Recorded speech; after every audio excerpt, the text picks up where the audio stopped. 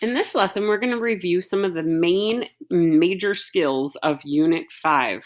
This is going to be a very important and crucial video to help you be successful during the rest of this unit.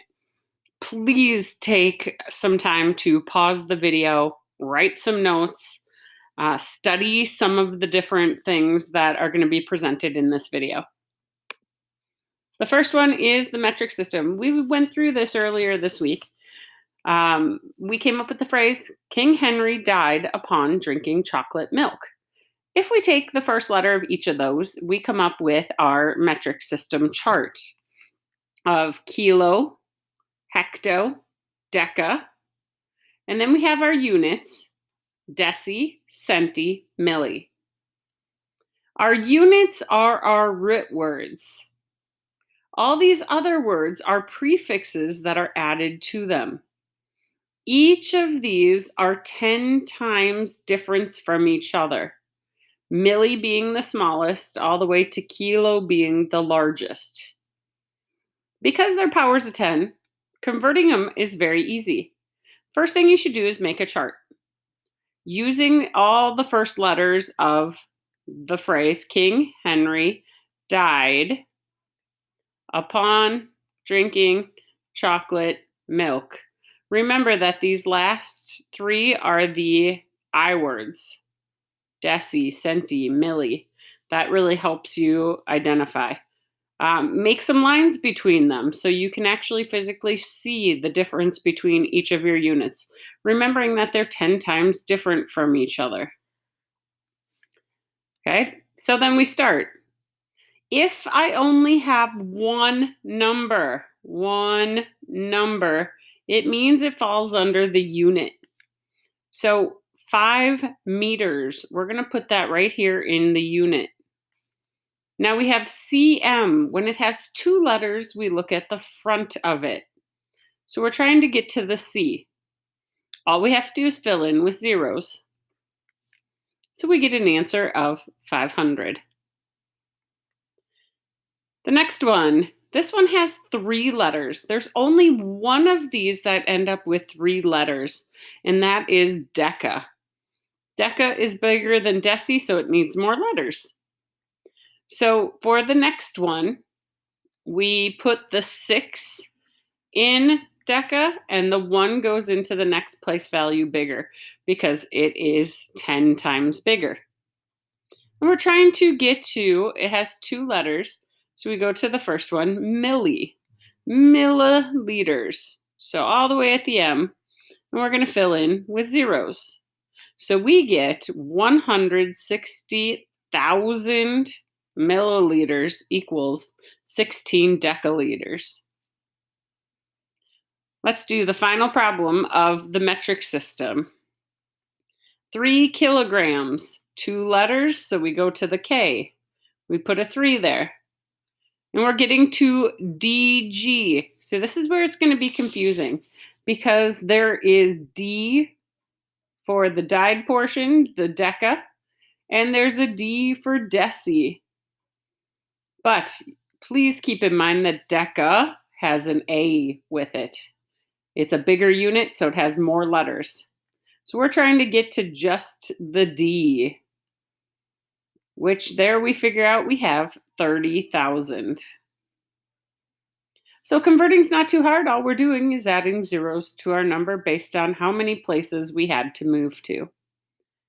Our next topic in this unit is the customary system. The customary system can be very tricky because it doesn't follow a nice set of rules like the metric system. This is one where it would be great for you to pause, take some good notes of these different conversions.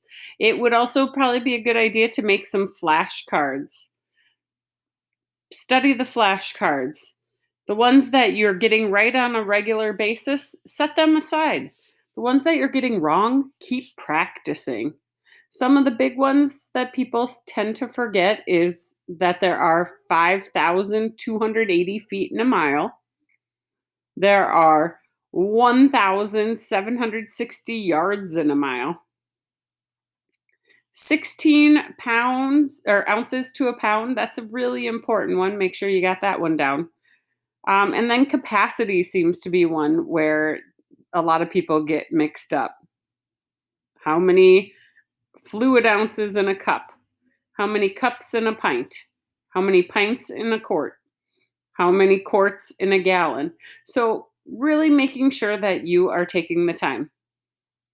A lot of people tend to not know that there are actually 52 weeks in a year and that we have 365 days in most years.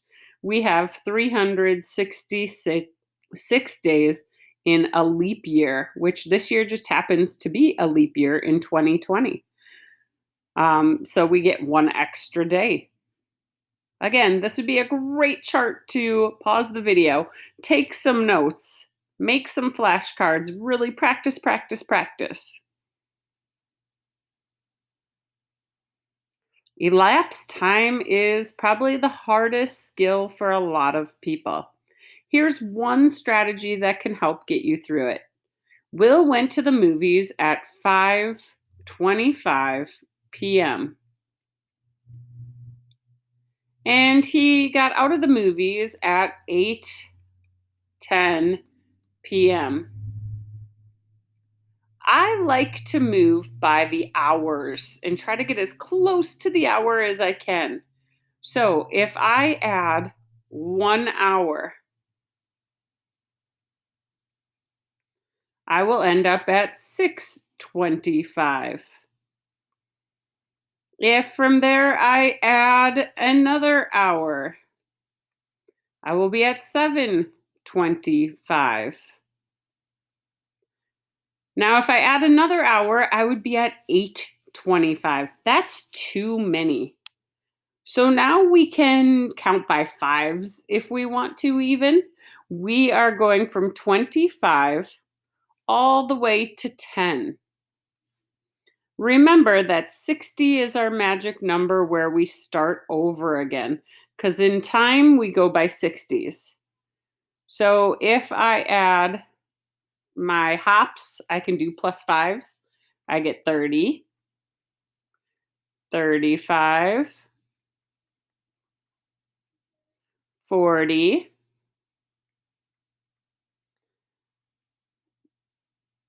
45, 50, 55, 60. Now remember, 60 is the top of the hour. So now we can go back to 5 and then 10. All of these are counting by fives. We're pretty good at our count by fives. So now all I have to do is count how many of these I have. 5, 10, 15, 20, 25, 30, 35, 40, 45, because I have 9 of those fives. So to get from 7:25 to 8:10, I added 45 minutes. So if I have an hour plus 45, I end up with 2 hours, 45 minutes. These are ones that you just have to really practice to get good at. If you go to IXL 06 and 07 in 4th grade, you will get lots of extra practice. If you want even more practice, search elapsed time. You can find lots of games on the web. You can also find some good lessons through Khan Academy or more lessons in different grade levels of IXL. Area and perimeter is our last topic. Perimeter is the distance around the outside of a shape. When we're dealing with just rectangular square shapes, it's pretty easy. We had 8 on top, so we get 8 on bottom. We have 5 on the side, so we get 5 on the bottom or on the other side. 5 and 5 is 10, 8 and 8 is 16.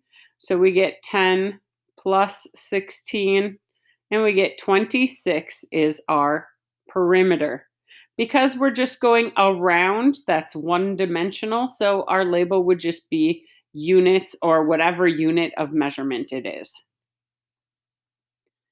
To find it around a complex shape, the biggest thing is just knowing which numbers are which. And we did a whole unit on this. So you should be getting pretty good at finding your missing length sides. And then all you have to do is add all of these together.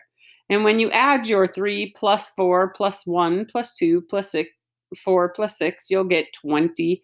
And again, it's just units because it is one dimensional. You're going around it, not filling the space. Area is the last concept. Area is the amount that fills an inside space. If it helps, draw a grid.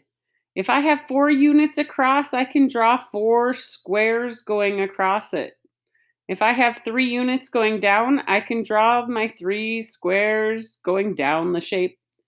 And now I can either just go and count them, 1, 2, 3, 4, or you would realize that what you're doing is 4 times 3 or 3 times 4 to get 12 of these squares inside. Because you have 12 squares and it's filling an inside amount, that means it is in units squared. Finding it for complex shapes, the best idea is to split it into 2 rectangles, and then you can either draw a grid, just like on these ones, and count every box, or you find out what your true sides of the boxes are and multiply to come up with this one has 27 square units.